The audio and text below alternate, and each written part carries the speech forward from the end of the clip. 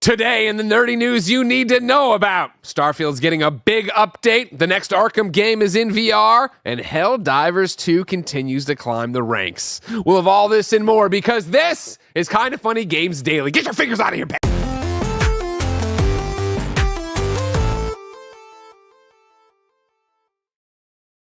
Welcome to Kinda Funny Games Daily for a Wednesday, May 1st, 2024. I'm one of your hosts, Greg Miller, alongside the best voice in the business, Parris Lilly.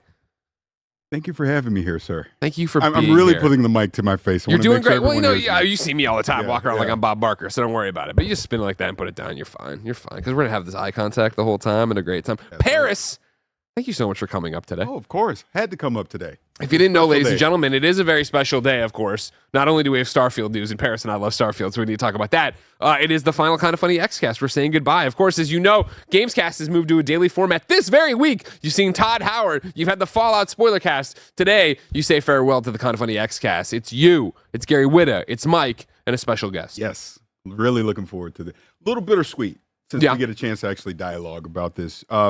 It's so funny that when you started this, Gary's idea, by the way, but when XCast started during You're right. We never thought that maybe we should also do an Xbox podcast. You're right. Right. I was just a listener. Yeah. I would just listen. Obviously, I like Xbox. I would listen Saturday morning. I'd leave a comment here and there. Yeah. And I'll never forget the day Alana DM'd me and go, could you be a guest on there because Gary's out? I almost had a heart attack. Yeah. First of all, Alana's DMing me? I go, did I do something wrong? What happened? But I came on. Obviously, it was great. Then I came on a second time because Gary was going to be out again. Turned out Gary was on. Yeah. Then all four of us were together. And then, I went back to listening. Alana leaves. And I remember people going, hey, you should go on XCast. They'll never ask me. It'll never happen. And then you and Tim reached out like a month or two later. And we kept it on the low till January 2021. I've been there ever since. What I love about you, Parris, is that I feel like you feel like you're an outsider. You know what I mean? I do. I totally do. Yeah. You're on XCast. You've been on XCast consistently week after week after week after week for so long now. I think so much of the industry identifies you as part of the Kinda Funny family. Yeah. But even in the video you just put up, where you're like, bittersweet day. Of course, I'm not leaving. We're still keeping everybody who's been involved with the shows involved with the Gamescast and the daily and all that jazz. But like even there, you were talking about being a part timer. It's just like, none of us feel that way about you. I love you. You know how much I respect you, how much I like your opinion. Yesterday, we were out to me and Tim having lunch where we were planning a bunch of stuff, and your Slack popped up about asking me about future stuff and this review and this, that, and the other. And I turned to Tim and I'm just like, I love this guy so fucking much. Because like you think about that in a way I think, not that the other guys don't, but you're such a go-getter, and you understand that if you don't speak up, like the San Francisco branch is going to move on and do all this different stuff and maybe not think of you for that opportunity. Yeah, I mean, and I appreciate all your kind words on that. And I do consider myself like an outsider, even though I know I'm not. I get it. But it's like, I'm down in San Diego, you're up here. It's almost out of sight, out of mind. Sure. Because everyone else is here. I mean, at this point, I'm the only remote guy. Yeah, You think about it. So, sorry, Janet, hit the bricks. So it's like, I feel like if I'm not being vocal about the things that I'm interested in and passionate in, then, you're just, hey, Blessing, come do this, or Mike, or whoever. As an example, last year, Starfield, I spoke up about that like months in advance. I go, I want to review that game. I'll come up to the studio. I want to be a part of that. And there's a few more this year. I definitely want to come up to the studio. Yeah, and that's the thing about it, where it's like, I think what's funny is like, again, I think you and I got a great thing going. Whenever we're on camera together, great episodes. You guys are tuned in for a great one, you know what I mean? But I know when we're off camera too, like I remember I picked you up at the hotel, I think for the Starfield thing or whatever. Yeah. And I remember you were quiet in the car, and I was like, one of the things like, oh right, we don't talk if we're not on camera. Yeah. Like that's got to be different and weird, like, you know what I mean? As I'm running through my normal daily what I need to do for the show, for the company, yada yada. But then you're so quiet. So can I give some inside baseball? Yeah. So years back, because whenever people ask me about my journey and all this, you come into it because I always knew of you, obviously, for the various things that you've done in the industry. But it was always a hi-bye thing at an E3 or whatever. Yeah. I'll never forget one E3, you said my name and I was shocked. I'm like, wait, he knows who I am, kind of thing. And then it was a call, I want to say it was 2018. There was a Call of Duty event. Yep, at that hangar. And we took that picture or whatever. Yeah. But still, it was oh, that's Greg Miller and whatever. Well, you won me over. Like, hey, I don't mean to interrupt. I was like at some taco booth, like you were saying, like, hey, can we flip off Khalifa? Like, oh yeah, totally. That's totally what you want to do right now. Man, let's do it. But to that point, it was the Game Awards 2019. That was the first time you and I actually had like a in-depth conversation about anything. Yeah. And then the pandemic happened, and I don't have my mic, and all right. And then pandemic happened because I remember I was going to come up here during GDC. Pandemic happened. Yeah. And then obviously the rest is history with XCast and all that. Yeah. But that car ride, I think we broke the ice because we started talking about wrestling. Of course. Yeah. That's what it is. Great. But I love you. I'm glad you're here. Thanks for coming up to do the final XCast. Thanks for agreeing to be on this. Literally, when Blessing slacked me, he's like, hey, it's about Starfield, and I think Parris is a better fit. I'm like, oh, yeah, toss him on. You're just like, you want to be on? You're like, I guess so. Yeah, I wasn't planning that, but I appreciate that. Let's get into this show, ladies and gentlemen. Remember, this is Kinda Funny Games Daily. Each and every weekday, we run you through the nerdy video game news you need to know about live on YouTube, Twitch, and podcast services around the globe. If you love what we do, please support us with the Kinda Funny membership. Of course, we're an 11-person small business here in San Francisco. We couldn't do it without you. The Kinda Funny membership, of course, keeps the lights and mics on here and lets us pay Parris. But more importantly for you, it gets you each and every episode of the show ad-free. It gets you the ability to watch the afternoon podcast live as we record them. You get every show we do ad-free. And, of course, you get the daily vlog/multimedia experience Greg Way from me exclusively for you. For a chance to be part of this show as we go, of course, be on your YouTube super chats. Get in there with your questions, comments, concerns. Housekeeping for you. Today, after Kinda Funny Games Daily, like I said, it is the XCast Goodbye episode. It will be up as a Gamescast. It'll also populate the XCast feeds. And remember, if you missed all the stuff we've done, we have said before, we plan on making Xbox and PlayStation exclusive episodes of the Gamescast part of the old feeds too, if you just wanted to hang on there. But there you go. Oh, that's so ominous. I know, right? I've seen that thumbnail. Kind of funny. We can make anything into a headline. You know what I mean? After the Gamescast, it'll be more of Nick's Pokemon Nuzlocke stream. And speaking of, join Nick and the PokeCrew this Friday for another fun-filled marathon stream as they battle their way to the Elite Four. Will they call Kris Anka so many times he blocks their number? Come find out Friday at noon Pacific. Noon. Only on twitch.tv/kindafunnygames. Again, marathon streams get wonky donkey on YouTube, so we'll upload it later, but the marathon live will be on Twitch. And if that wasn't enough streaming fun for you tomorrow, the Kinda Funny Games afternoon stream kicks off with a sponsored hour of Pac-Man Mega Tunnel Battle Chomp Champs. It's a 64-player battle royale to be the last pack standing. It's going to be me, Nick, Mike, and Andy. Who will be the best? Find out tomorrow, Thursday at noon on Twitch and YouTube. Of course, if you're a Kinda Funny member, today's Greg Way is going to be my farewell to Rooster Teeth. You can catch that with your membership. Thank you to our Patreon producers, Carl Jacobs, Fargo Brady, and Delaney Twining. Today, we're brought to you by Aura Frames, but we'll tell you about that later. Let's begin the show with what is and forever will be the Roper Report. I'm gonna stop you there, Greg. I'm gonna stop you right there. I try to add it into the housekeeping last minute. Do you want to promote the Kinda Funny podcast that went up this morning? It was a fantastic episode with you. No, as I have said in the meetings with the daily live talk show thing, I want to talk about the day going forward in the future, not the past. All right. There's a great podcast with me and Kevin up from yesterday. You should have watched live with your Kinda Funny membership. Remember, we're live talk shows. We're live all the time, and there's cool things. Time for some news! 5 items on the Roper Report. A baker's dozen. Number one, I couldn't be more excited for.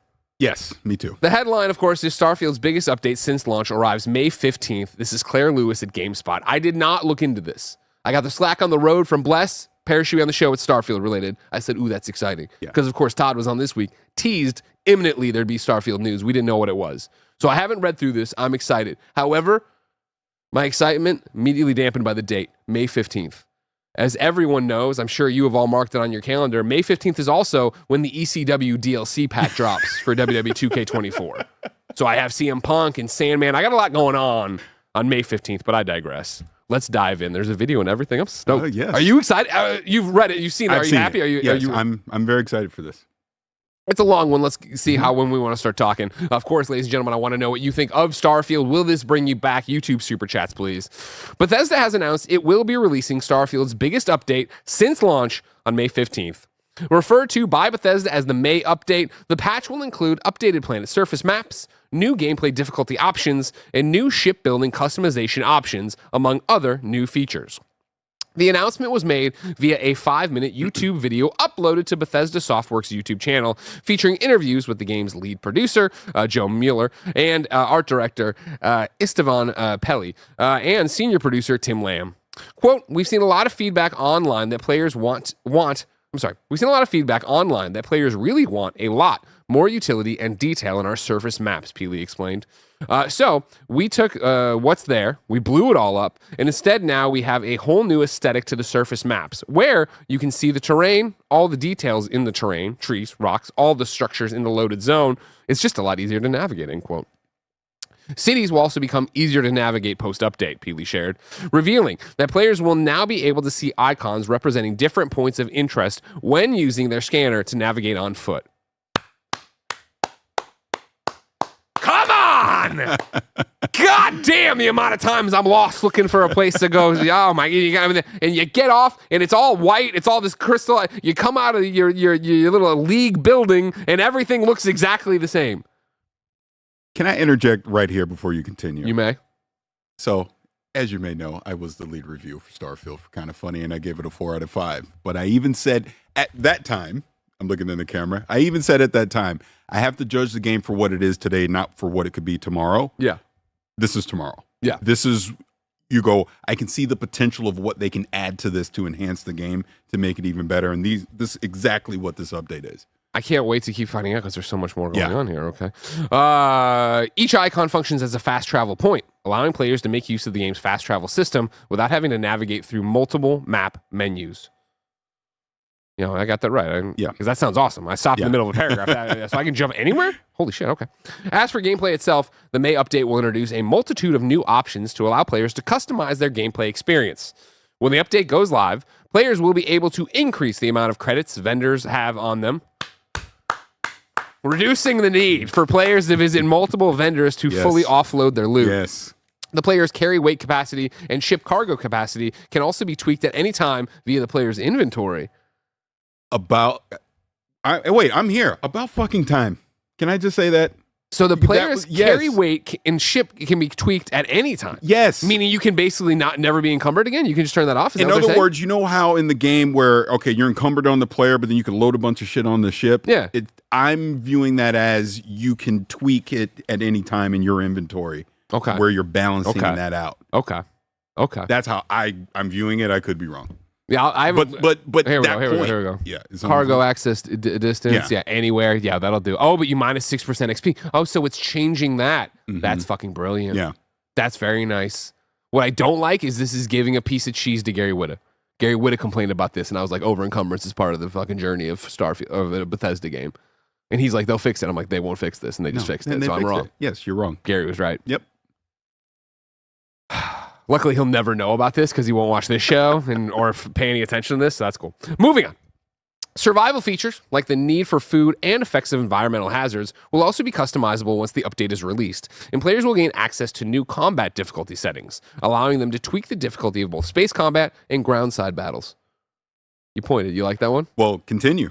There's more to this. For players who are particularly hungry for a new challenge, a new difficulty has been added. If, quote, very hard mode isn't hard enough, players can now try out extreme. Yes. I'm very excited about this. Shipbuilding is also getting some love in this update, allowing players to decorate their ship's interiors in a manner that's much closer to the way Outpost and player home decoration works. There are also more openings for doorways and a new feature that allows players to place empty hab modules in their ship to decorate from scratch. Veteran players who have finished the game multiple times will likely be happy to hear about the new... Hold on, I'm getting excited now. Hold on. Veteran players who have finished the game multiple times, that's me, Greg Miller, will likely have the May update's New Game Plus respecking feature, which will give players entering the Unity the option to change both their physical appearance and their character's traits. Lastly, the May update also features new performance options for players who are traversing the galaxy via Xbox Series X. Series X players will now be able to choose 30 frames a second, 40 frames a second, 60 frames a second, or an uncapped frame rate on variable refresh rate displays. Those without a VRR display will be able to select either 30 frames or 60 frames. Series X players will also have the be able to prioritize gameplay performance over visual performance and vice versa. Pause. Excellent interview you did with Todd Howard the other day. It was fantastic. Wasn't as good as the one we did on XCast, but it was pretty good. And here's why. I asked Todd Howard about what was the decision to go to 30 frames per second. Yeah. And he gave, let's just be honest here, he gave a very politically correct answer as to why. Mm-hmm. Hey, it's our vision, the creative vision, the whole thing. Here we are a year, less than a year later. Shockingly, the vision's changed. Yes, the vision has changed. I mean, look, I'm very happy that we're getting this because this is what console players wanted. They wanted a performance mode, the 40 frames per second mode. You know, people on PlayStation 5, Spider-Man, Ratchet, it's fantastic. Yeah. So getting this on Starfield is great. But I personally think creators need to stop saying, hey, this is our creative vision for why we're doing 30 frames. It's confusing. You're still on this camera. Is it? I thought the light. It's red because that's it, but then Barrett, when he splits the two cams like this for a picture, we get our ones. Yeah. I just wish that creators would just say, hey, we want to get the game out. Right now, 30 frames is the option. We might look into this in the future or something to that effect. Yeah. That way, you're not being called out on it less than a year later. That's all. Yeah. Yeah, I think, one of the first comments that went through when we started reading this, and I think I was talking about the menu navigation for maps, was somebody said, it's crazy this has to be an update, after the fact it's launched, this far after launch, right? How far after launch are we right now? Is it 9 months? 8 months? Okay, 8 months okay, up in there somewhere, yeah. This all makes me incredibly excited. I think right now what I've been doing at home, right, is finished Fallout, the show. Loved it. Mm-hmm. Had that Fallout itch. Like I've said, downloaded New Vegas to the Steam Deck. Then, oh, hey, we're putting out the Fallout 4 patch. Oh, shit, okay. I start playing that. I'm like, okay, it's too deep to jump into my old character. I start a new character and was like, well, I don't want to relive the same thing again. Yeah. I had the interview with Todd, went home, downloaded 76, jumped into 76 with my old character that was like a level 15 2 nights ago and had a blast. And I was like, damn, this looks good. It's running well. Like, there's way more... There's an active Appalachian world here. I'm like, this is what I'm going to do. But even doing that, I have been like, but should I just go back to Starfield, right? Like, I am so goofy and obsessed with my character, Becky Lynch. There's an amazing one-man spoiler cast, if I do say so myself, talking about my 6 playthroughs or whatever I had already under my belt. And I left Starfield where I restarted, or I went through the Unity, no spoilers. And I was like, all right, this is like the perfect way to start when I come back. And when will I come back? Yeah. This will make me come back. On May 15th, I'll come back because I want to do this. And, of course, start prepping for Shattered Space. Yeah, 100%. I'm definitely going to come back. And I went through New Game Plus twice, and I put it down probably late 2023. I haven't played it since because I knew that there were going to be updates. I knew there were going to be quality of life updates. There were going to be changes. Of course. Again, I'm shocked they took this long, but that's a different conversation. Keep going. But hey, if they needed this long to get it done, then they needed this long to get it done. That's fine. But I too am very excited for Shattered Space when that comes out.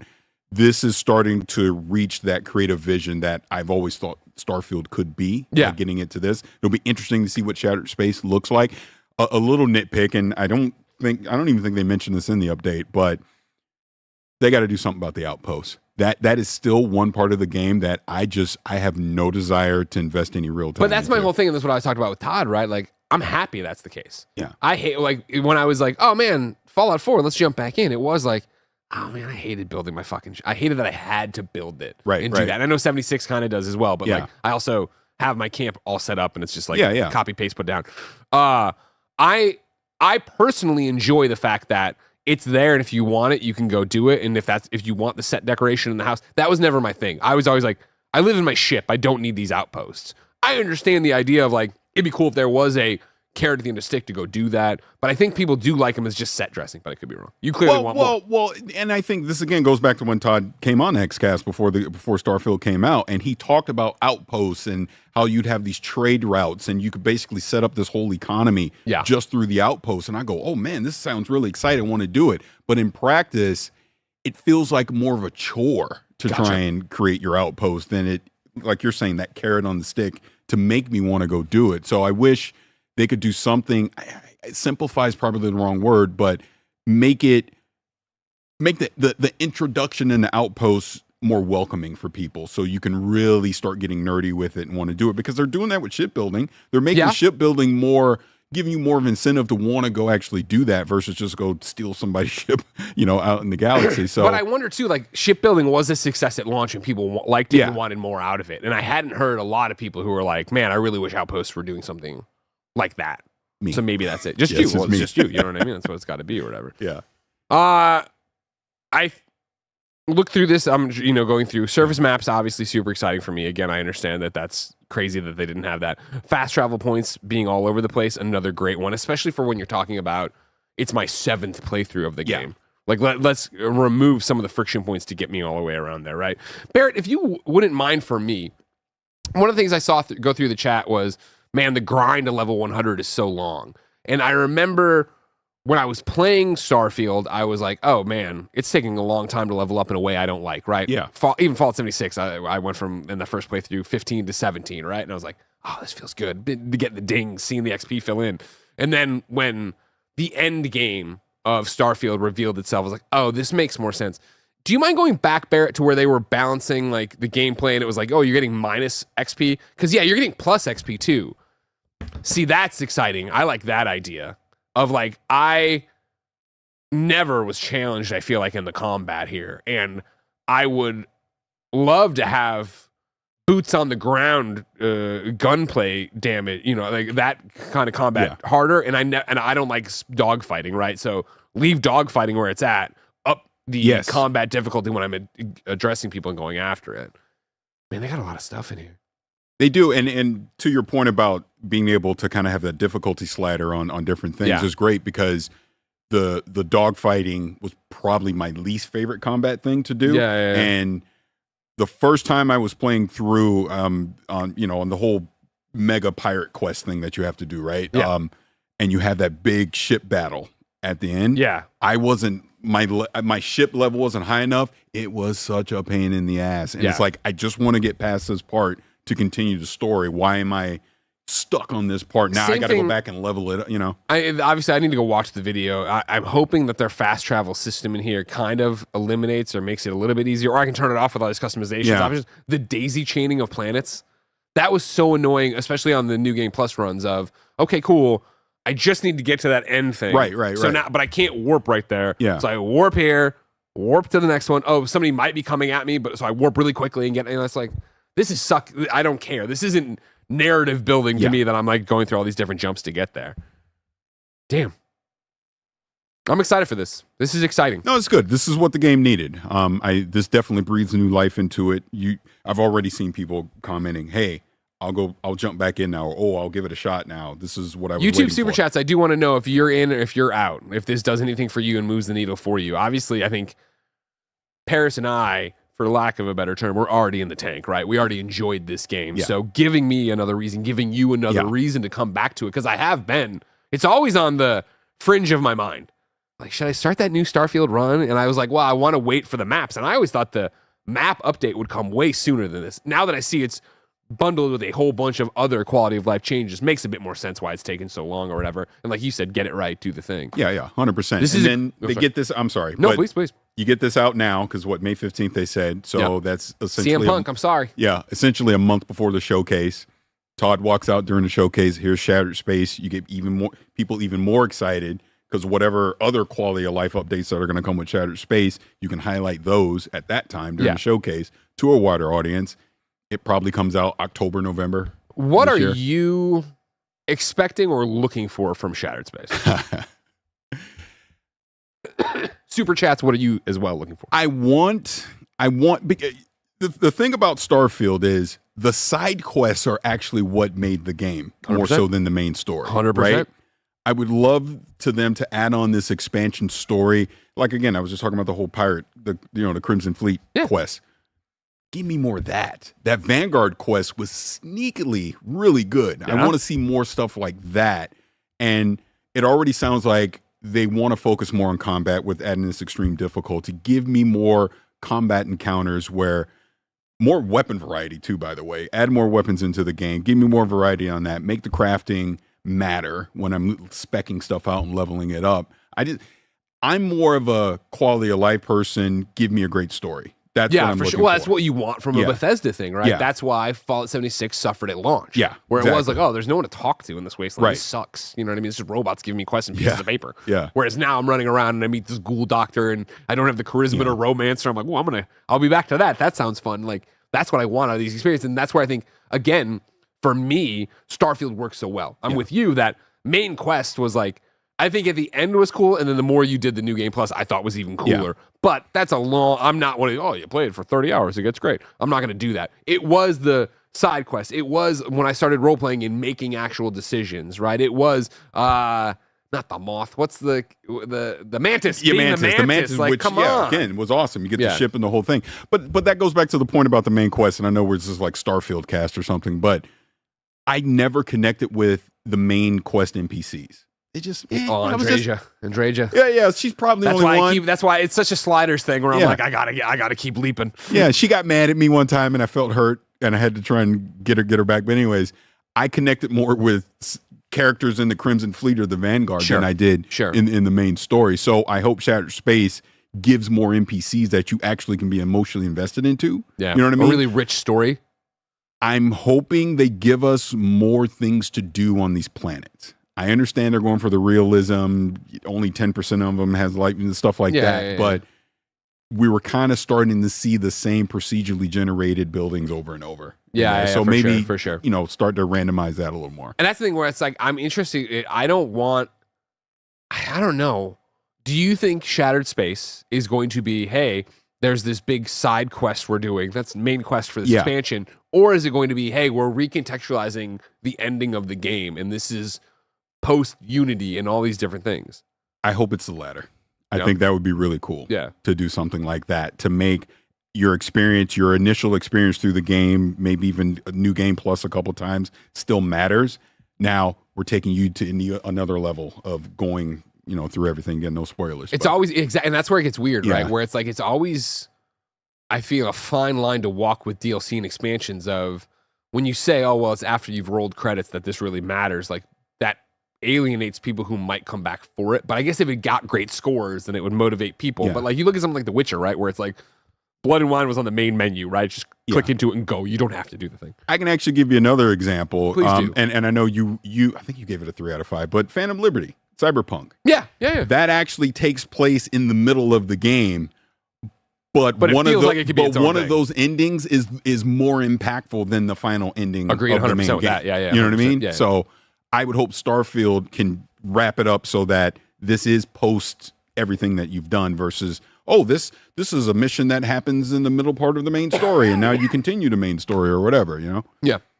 Let's get into some super chats over here. We have a whole bunch of people talking about if they wanted to. Barrett, if you want to run that video clip you did there, we have 2 people back to back who are talking about that. Michael super chats and says, I'm definitely in for the future update when they add the land vehicle they mentioned. Jason also says, once the vehicles are added, I'm in. Of course, this is from the May update video. I haven't had the chance to watch it yet, but you do see them running around with their own little version of a Mako here over there. Yeah. I agree. That would be fucking awesome. Yes. And that'll be, I imagine Shattered Space. You think so, right? Yeah. Since they didn't make a big deal about talking it here, I think you don't have another giant update as you whatever this will be in the fall, as Todd Howard talked about on this show. Well, Gamescast, but you know what I mean. Joshy G super chatted and said, I never would have thought in 2024 I'd be loving Fallout 76 and uninvested in Starfield. I don't know if this update fixes the game for me. What's interesting is I think something we talked about with Todd on the show, right, is the idea that love them, hate them, criticize them, all of it's fair, I think, Bethesda, but they do commit to their games. Yes, and they do commit to being there the whole run through. And so I don't even know for Joshy G if this update is enough to bring you back, but maybe the update getting people to say, oh, this is where it should have been at launch, and then a great expansion will be. Or maybe it's even beyond that, whatever happens after the fact. Because that's the thing with 76 where we're talking about. I booted it up and it was like, here's your save from 2021. And I'm like, God, that's when they added the NPCs with Jason Mewes and me and Bless came back and I rolled this character. And it was like, even jumping into that save 3 years later and seeing how much the world's changed and how much is going on. Like, oh, wow, this is a different game. Yeah. Completely agree with what you're saying. My thing is, like I said, if you weren't already interested in it, I don't necessarily know that these updates are the ones that's going to push you over the edge. This is the silver bullet. Yeah. But I do feel that what they're doing now with Starfield, and this goes back to what you were just saying, this is probably what it should have been at launch. Yeah. And honestly, that just seems to be a problem that we're having with a lot of these very ambitious games in the industry now, where they're getting them out the door. All right, it's here's enough features for you at launch. We're going to continue to iterate on it, listen to your feedback, and we're going to improve it over the next year or two. And that's kind of what this is now. Where they've definitely listened to what people have been telling them about it versus what they were saying before launch and what they've been saying after launch are kind of complete opposites because of community feedback. Yeah, in the public chat over here on Twitch, the P. Darden says, Bethesda makes a game that the community helps shape over time. Yeah.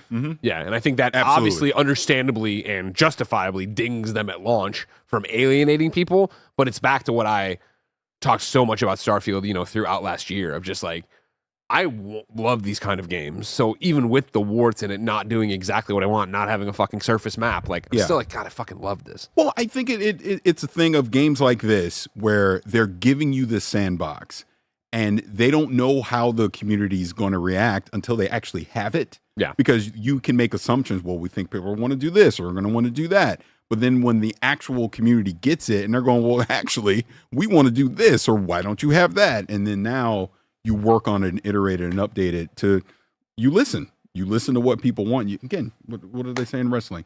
You listen to the audience. Exactly. That's why Cody finished the story. Exactly. Triple H on top of it. Joe S says in super chats, less loading is always good in my book. Ad Haraje says land vehicles in the next update too react to the video. Smiley. Are you saying it's in this update that land vehicles are dropping? No, I thought they said no. They're teasing it. It's probably Shattered Space. I would agree. Just making sure. I just want to make sure we're reporting on everything we can optimistically. Correctly while I read Optimus Prime's final Starfield super chat for right now. Hated how the game ended and how it fed into New Game Plus. It made me feel like nothing had permanence. My spouse didn't matter. I enjoyed the game up until that point, but I probably won't play till Shattered Space. As you know, in my long, rambling one-man spoiler cast, I couldn't disagree more. I think their New Game Plus is brilliant, and I think, I understand what you're saying, but they gave you the choice, Onimus, right? Of like, it could all matter. And this is hard to talk about without spoiling, right? But you can still hang out with your spouse. You don't have to do what the New Game Plus is asking you to do. And I think that's such a brilliant choice. Yep. And again, what this starting from zero when I pick it up on May 15th and jump back in, I'm out there to make the perfect playthrough. And this will be my playthrough. And this will be the one I stick with. But I understand, but I appreciate that quite a bit. Just like I appreciate everybody who gets the Kinda Funny membership. Of course, with the Kinda Funny membership, you can get all of our shows ad-free. You can watch us record the afternoon podcast live as we record them, and you can get my daily video and podcast series, Greg Way. But guess what, Jack? You're not using your Kinda Funny membership right now, so here's a word from our sponsor. Looking for the perfect gift to celebrate the moms in your life? Aura frames are beautiful, Wi-Fi connected digital picture frames that allow you to share and display unlimited photos. It's super easy to upload and share photos via the Aura app, and if you're giving Aura as a gift, you can even personalize the frame with preloaded photos and memories. How do I, Greg Miller from Kinda Funny, know so much about Aura? Because I just gave Jen one for her birthday. I used the QR code on the box to preload it with photos of her and Benny, and when she booted it up for the first time, she got to see a sweet little message from me. I like this frame so much that I am actually legitimately buying one for my mother for Mother's Day. From grandmothers to new mothers, aunts, and even friends in your life, every mom loves an Aura frame. Right now, Aura has a great deal for Mother's Day. Listeners can save on the perfect gift by visiting auraframes.com to get $30 off, plus free shipping for their best-selling frame. That's auraframes.com. Use code KINDAFUNNY at checkout to save. And Mom, if you see this before you get your Aura frame for Mother's Day, please act surprised. Number 2 on the Roper Report, a big day for the boss baby, Barrett Courtney. The next Batman Arkham game is a MetaQuest exclusive. This is Ash Parrish over at The Verge.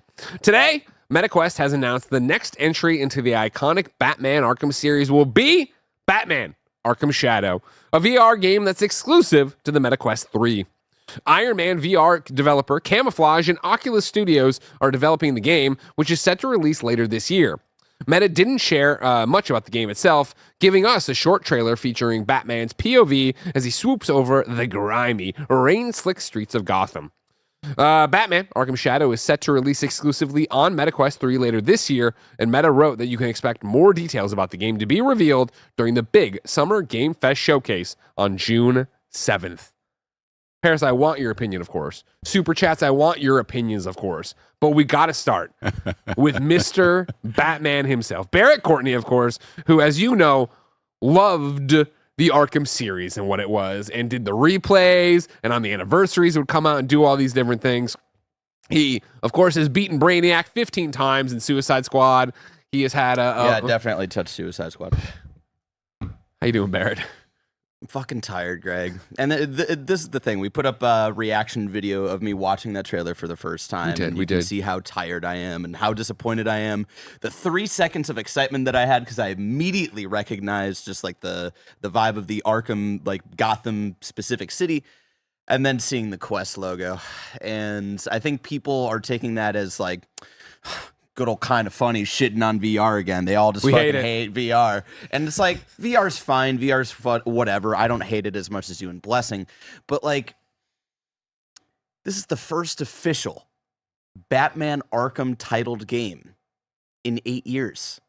The last one was also a VR game that was like, fine. People liked it. People enjoyed it. But it wasn't one of the 4 Arkham games that preceded it, which were very special. You know, you can have your debates about Arkham Origins and Arkham Knight, but at least as a whole, as a franchise, those games were fucking special for a very small amount of time. It now feels like, right? Yeah. Those games, I feel like, spearheaded the age that we're now in, where so many studios are obsessed with trying to dive into superhero game stuff. And I think because of the success of that, and that led into Spider-Man, and that led into where we are now, right? And it's been 8 years. The 2 main studios who are associated with those games are doing anything but making Batman Arkham games, and WB decides, you know what? It's time to people have been asking for this franchise. It's time to bring it back. It's time to do another VR game. Hey, we missed with Suicide Squad. Set in the Arkhamverse, people hate it, not doing well. You have to imagine that when that fucking floundered and failed, they looked at this one and being in the pipeline like, they are going to get shit on. They are going to get shit on all over. Yeah. And, man. But hey, Greg, main villain seems to be Ratcatcher. You excited about that? I mean, James Gunn's Suicide Squad, never forget. Thank you, Barry Courtney, for your expert analysis there. Yeah. Parris, where are you at with VR, and then what does that mean for this Batman Arkham game? So it's interesting. I've only recently gotten into VR in the last, since PSVR 2. That was my gateway into it, and PlayStation's not put out anything since. So it's the MetaQuest 3 was when I really just started jumping into it and playing, like Asgard's Wrath 2 was the thing. I did the whole Steam Link thing. Yeah. Start playing Half-Life Alyx on there. It was great. So for a Batman VR game to come to MetaQuest, I'm definitely interested. I want to check it out. Yeah. I'm going to have an open mind to it. But I hear everything that Barrett's saying, and I get that part as well. I even brought my Vision Pro. Actually, I have it out there, so you can shit on that. One of the 13 people who have it. There's dozens of us. Dozens! Yeah. Are you still using your Vision Pro, like, regularly?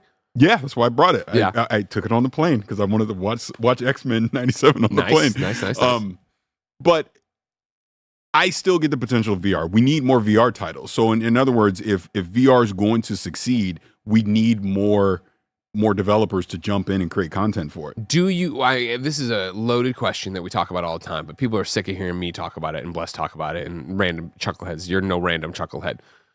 As a man invested in VR now, in playing VR experiences, you talk about for it to be a success. Yeah. Do you think, in your heart of hearts, VR will be a success? And I will have to then understandably say, what is a success? But go ahead. I think it'll remain niche. Yeah. I don't think it'll ever be a huge success. I can see it being more widely adopted. It's probably the wrong word. There's going to be more people that will adopt it and use it, but I'm finding my main uses for it is not productivity. It's entertainment. Yeah. I don't see this being a device that people are going to be productive with. I see it watching movies, I might play a video game on it, but that's about it. Yeah. So I don't know how mainstream it's truly going to be.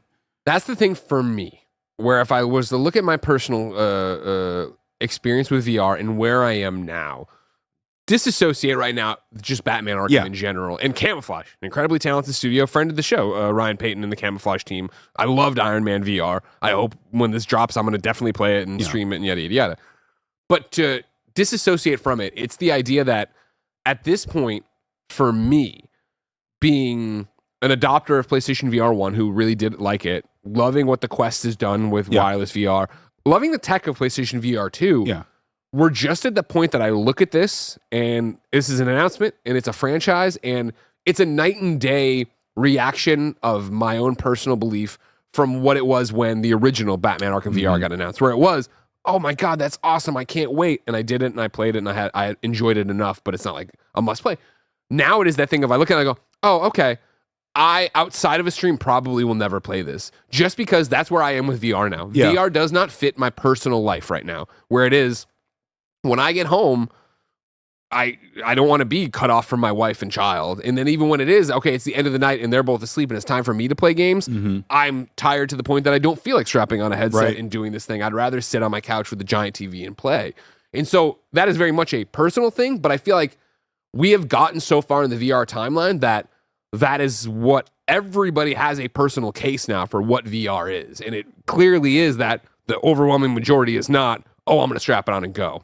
And again, I've said over and over again that I feel the quote unquote problem, and it's a Greg problem, with VR is that so many of these experiences feel like just that, experiences. It feels like an arcade experience, which I enjoy going to a Dave & Buster's here and there, but I don't go, I got to go back to Dave & Buster's today and finish that game I was playing.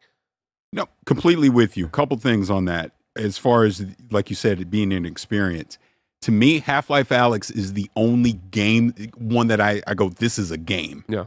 Asgard Wrath 2, pretty close. But if there was more Half-Life Alyx out there, I could see more people wanting to have that kind of experience, but play that game in VR. But part of the problem, and I'll bring the Vision Pro into this, because obviously I dropped the cash on it. I've been using it. It's such a solitary experience. That is the major problem with it. It's not a shared. The tech is super impressive, amazing, but I'm isolated in this thing. And to your point, I got to strap the helmet on, and now I'm cut off from everybody else around me doing whatever it is that I'm doing. That's going to ultimately be the problem with VR that I just don't know if they're going to be able to solve. Yeah, and that's again like, you know, even Half-Life Alyx, which I reviewed and did a Gamescast with Danny O'Dwyer back in the day about at launch, right? Like, I enjoyed that game, but even then I was like, it's great for a VR game. And it was, I'd bring up like enemy AI, where it's like, they weren't like, you're in these shootouts and it is just like the duck down and they'd come back up. And it's like, clearly they're targets to get around. Right. And there's cool things of reloading and tossing and the bottle physics. And I'm like, there's cool shit in there. But again, so much of that is just, I'm waiting for the VR game I play where I'm like, I have to play this at home. I have to make time. I have to do it. And you know, I have had so much fun on these streams here at Kind of Funny with VR, where it is, man, Ghostbusters Rise of the Ghost Lord. This feels like I'm a Ghostbuster. This is great. But I don't want to drag it home and bust it all out and try to get my friends to go do it or join randoms and go do this thing. Okay. Asgard's Wrath 2, right? Like, man, this is a full-fledged puzzling thing. I like this a lot. Cool. We do it at the stream here and I get it, but I'm like, I'm not, the story of it didn't grab me where I'm like, I gotta go home and find out what happens. Like, that sucks. Like, 100%. I want it to be the full-fledged. I can't remember if you just said this a second ago, but it's the Dave & Buster's experience. Yeah. That's all this really is with VR now, is if you go to Dave & Buster's, you play something fun. All right, that was cool. Now you go home and you're done. Back to this Batman thing again. I'm excited to see what it is. You know what I mean? I thought it was an interesting one to have him swooping through, doing the thing. Again, Camouflage, an incredibly talented studio that we love here. I did love Iron Man VR. Played that back in the day. It is a question for me then of like, so this has got to be a prequel. As Barrett points out in his reaction video, which of course is up on youtube.com/kindafunny, our highlights channel, and of course our social media. One of the things he calls out is like, this looks like the Arkham Origins suit, which I think is like, oh, that's interesting. So are we going that far back? And are we also then bringing back Roger Craig Smith? Because of course, Kevin Conroy, rest in peace, he's gone. So it's like, how do you do this and make it feel like Batman Arkham, but not make it feel like you miss the mark with it and all these things. Again, Camouflage incredibly talented. I'll be interested to see. But. And they're showing this at Summer Game Fest, right? Yeah, that's the big announcement. Mm-hmm. Yeah, that'll be part of Summer Game Fest. Look at that. Yeah, I think that's the only way you can do it, especially like from what I understand of Suicide Squad, all you can do is go back. Yeah, so it's all right, here's the Arkham Origins sequel that we all waited for. I got 2 super chat questions or comments in here. Monty super chat and said, took the words right out of my mouth, Parris. Or, I'm sorry, Barrett. I'm adding the name so context is there. It's not just that it's VR exclusive, which already locks some fans out, but it's meta exclusive that locks fans like me who have a PSVR 2 out. It's always possible that might only be messaging for right now. VR is such a small space. You have seen people playing a little fast and loose with exclusives. Maybe eventually, maybe at Summer Game Fest, who knows, but isn't the studio owned by... they are, but if I'm Facebook, I'm trying to make fucking money here off of this VR shit. You know what I mean? These studios I bought. So maybe you do open it up because is this going to motivate people to do... I don't know. You know what I mean? Why would I put it on PSVR 2, a dead VR platform? Also true. You're not wrong. Again, and I think, obviously the wirelessness of the Quest 3 is pretty amazing, so we'll see. Hard to Find says, Greg, do you think a Superman VR game would get you in? What could they do in order to do so? Again, I'm not trying to throw it back in your face. They just did a Ghostbusters VR game that didn't make me go home and go, fuck, I got to play Ghostbusters nonstop. You know what I mean? So I don't know what it could be. For me, it is a story thing. It is when I look of why I hold out hope for Arkham Shadow, right, is the fact that Iron Man had a story that I enjoyed, that I went through, that felt like a video game, right? So to see what they learned from that and now to apply it to a Batman, I'm stoked about. However, I'm with Barrett from his live reaction of like, if it's swooping through the sky in the cape, I'm going to get so fucking sick. You know what I mean? Let alone be Superman doing it, right? Yeah, there you go. There's Superman for you.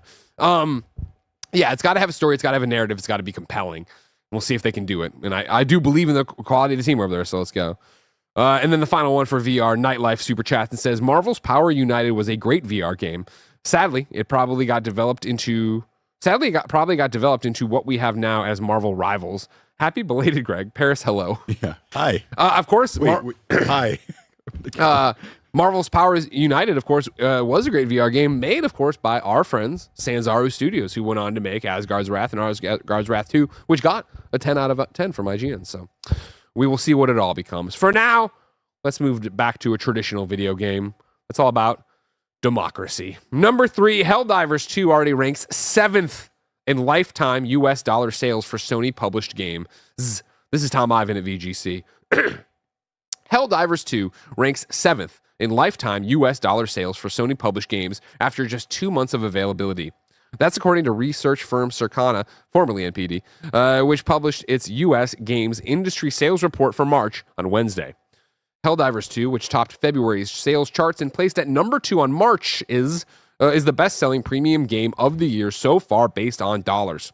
It was knocked off the top spot on March's chart by Capcom's Dragon's Dogma 2, which is the third best-selling game of 2024 so far, behind Helldivers 2 and Modern Warfare 3. Based on its performance in March alone, quote, Dragon's Dogma 2 has already surpassed the life-to-date tracked dollar sales of Dragon's Dogma and Dragon's Dogma Dark Arisen combined, and that's according to Circana Executive Director Matt Piscatella, friend of the show. Other new entries on March's software sales chart include MLB The Show 24 at number 3, Rise of the Ronin at number 5, Princess Peach Showtime at number 6, Unicorn Overlord at number 8, and WWE 2K24 at number 9.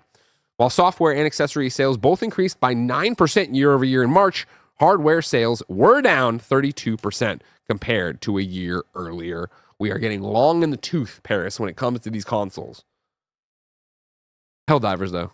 Let's fucking go. Are you diving? Are you defending democracy? I saw a comment in the chat, and I'm about to disappoint you greatly. I have played a grand total of 1 hour. Gary, get over here. Get over here. Yes, Gary. Are you kidding me? This man is in your care, Gary. He's on your show. He's played 1 hour of Helldivers. What's that? He's only played an hour of Helldivers. This is supposed to be your co-host. This is supposed to be your co-host. Surely. I know. It's a great game. You would love it. I know. I'll play with you. Yeah, I have a whole squad that I run with. You're welcome anytime. This is a great shirt. Thank you. You can actually buy this. I made this shirt. I know. Men, what is stopping you from looking like this? Oh, Gary, I miss you. The answer is $20. You can go to Gundog Shop right now. It's available in 8 tasteful colors. I'm obviously just wearing the classic black. That's what I'm going to buy right now. Yeah. 1 hour. Not just loved it, bought the t-shirt, loved it, made the t-shirt. Yeah. Created a t-shirt. Sells the t-shirt. Yeah. No, it's my game of the year. Understandably 100%. I don't care how early in the year it is. I don't care what else is coming out. It's 100% my game of the year. It's one of my. It's probably in my all-time top 10. What was the thing that you were just covering? Is it's like it's been success, like some super 7th in lifetime U.S. dollar sales for Sony public That's games. incredible, isn't it? And well deserved too, because it really 100%. is just a terrific game. Fantastic. And a lesson to everyone out there, developers, players, that live service doesn't have to be a dirty word. You just have to do it right, because these guys have figured out a way. Arrowhead, they're doing it right in a way that almost no other game has ever done. 100%. It's like, it really does feel like you're part of this ongoing narrative. New major order drops. You're like, oh, what's the latest? What's the latest? Orders from Super Earth. Yeah. Cool shit's going on right now. Like, they're doing such a good job of keeping it fresh and giving you reasons to come back and play. So Except this guy. Hey, you slid right back in, man. I'm on XCast. I know, right we're after about this, to do it soon. Yeah. I didn't know you were going to be here in person. 1 hour. What a treat. Yes. 1 hour. Of course, the last one. I got to be here. All right, I'm going to let you back in. I'll see you for XCast. All right, I'll see you in a few. Helldivers, I had to Yep. You had to. And promote the show, the shirt. Someone said I don't know what to do. Gundogshop.com. I didn't know what to do. I was just roaming in the back. Well, of course. Yeah, But, so what's kept you away from Helldivers? No, and honestly, it's just because obviously there's been so many other games that we've been playing and trying to review and stuff. Like I said, I played for an hour and I enjoyed my hour in it. Don't get me wrong. Yeah. I know it's great. It's not even a thing of I don't want to play it. I honestly, when it comes to multiplayer, fell down a Halo Infinite rabbit hole. Ooh, okay. That's really been my main multiplayer game. That makes sense. I've been playing outside of review, but I need to jump in. I should jump in one of the streams when you do it one day. Should. Yes, you should, Parris. I would love that. Yeah. We love Helldivers too here, obviously. Incredible game. You've heard me talk. It's year off. Congratulations. It's great to see so many entries here from new games. And of course, Dragon's Dogma, congrats on them getting out there and crushing it there. But yeah, to have Helldivers still hanging on, MLB The Show in there, Rise of the Ronin, Princess Peach, WWE, Unicorn Overlord. Shout out to them too. Yeah. That's not, the traditional cup of tea or something, but great. So from great news to bad news. Number 4, Take-Two is reportedly closing its Seattle office. This is James Batchelor at gamesindustry.biz. Take-Two appears to be preparing to close its Seattle office this summer, likely as part of the recently announced layoffs across the company. GamesIndustry.biz has seen a worker adjustment and retaining notification filed in Washington state that indicates the Seattle branch will shut down and 70 workers will be affected. The closure and layoffs are expected to begin on June 28th, 2024. It is unclear if any of the other offices have been affected. GamesIndustry.biz has reached out to Take-Two for clarification and comment. Take-Two spokesperson Alan Lewis replied with the following statement. On April 19th, Take-Two announced a cost reduction program to identify efficiencies across its business and to enhance the company's margin profile, while still investing for growth. As part of those efforts, the company is rationalizing its pipeline and eliminating several projects in development and streamlining its organizational structure, which will eliminate headcount and reduce future hiring needs. The company is not providing additional details on the program. Thanks, Alan. That ought to do it. That ought to do it. The publisher announced last month that it would be laying off around 5% of its employees, an estimated 580 people by the end of this year as part of cost-cutting efforts. Boo earns. We've talked a lot about layoffs here. Yeah. And how much it sucks. Yep. And the fact that Take-Two can't even keep going. Well, there's shark cards and GTAs. Sucks. Hearts go out to them. You know what I mean? There's nothing else you can say at this point as the year continues to be so fucking brutal. It's been so brutal over the past 2 years where we're to this point now where we're just repeating ourselves when it comes to seeing so many people get laid off in the industry. And it goes beyond gaming. I mean, it's like, my day job, I work in tech, I work in InfoSec, and I've had friends all around getting just laid off like for no reason. Yeah. Matter of fact, a friend of mine that works at Tesla just got laid off and had no idea it was coming. Goddamn. It's awful. It is awful. Let's hope there's better news ahead. But Parris, I'm sick of all this big news. If I wanted something small, say the tiniest nerdy news I needed to know about, where would I go? I don't know because it's highlighted. not on here. It's highlighted. Wait, is this? Look at the big highlighted section. Okay. Doesn't it say you go to our last story? Okay. You ever watched the fucking show, Parris? It's been a while. That's not true. I saw you in the chat. I troll in the chat and I'm working at the same time. Give me a break. You'd go to our last story, the Wii News channel, where we cover all the small news items you need to know about. You wonder why I canceled your show. Number 5, the Wii News. From IGN, Epic confirms Fortnite will return to iPads, but only in the EU. Boo. PlayStation Plus Essentials for May 2024 have been announced. It's EA Sports FC 24, Ghost Runner 2, Tunic, and Destiny 2 Lightfall. You still playing Destiny? No, I'm not. Yeah? I took a break after Lightfall. It was not appealing to me, but I'm going to come back for Final Shape. Did you get your Ghostbusters DLC? You get all that? I did not. Oh, you missed out, man. It's awesome. I haven't used it once, You're but up I bought it. there you I go. bought it. I was there, just in case I get back in the end here. From VGC, the Pokemon Company has announced another new subsidiary, Pokemon Card D Studio Ltd. As spotted by Serbi, the studio is a renaming of DNA Digital Production Co., which will now focus on the upcoming Pokemon Trading Card game Pocket. Okay. Earth Defense Force 6 is releasing July 25th for PlayStation 5, PlayStation 4, and PC in the West. The 6-1 Indie Showcase returns. Its 5th consecutive Zero Barriers Indie Showcase will air on September 19th. And then Diablo 4 Season 4 Loot Reborn is coming May 14th. It's going to have new itemization systems, Helltide changes, and much more. You play Diablo? A little. Yeah. I'm not hardcore like you are, but that's my point. It's like I had that other re-obsession part in December right into January, and I not only have I not touched it since then, I haven't even thought about touching it. Really? Which is so crazy. Even now when it came to Game Pass and they made a big deal about it, you can jump back in. I mean, I was already so committed. Yeah. I'm already in. So hopefully this new season will be great. I'm of course looking forward to SGF and Xbox's presentation there to see what they're going to talk about with the new expansion out there. And that's the Wii News, ladies and gentlemen. There was one super chat that was more general I want to get to. Remember, of course, if you're ever watching live on Twitch, YouTube, or I guess anywhere else we're beaming it, go to youtube.com/kindoffunnygames so you can super chat to be part of the show, just like Mara did. Mara says, will old Kinda Funny Games bonus shows live on as Gamescast topics? In other words, will we get new episodes of the shit list and Remember Blank? Shit list for sure. We've talked about doing that on there. Remember Blank, I think, yes, no. Like, I think we're, do more audience participation, but maybe not like, and we're going to talk about old games, but I don't know if we'd call it Remember Blank. But those kind of conversations will live on in your daily Kinda Funny Games casts. Of course, if you're watching live, we ask you to keep us honest by going to kindafunny.com/you're wrong and telling us what we screw up as we screw it up. Kebabs pops in and says, Mako is pronounced Mako.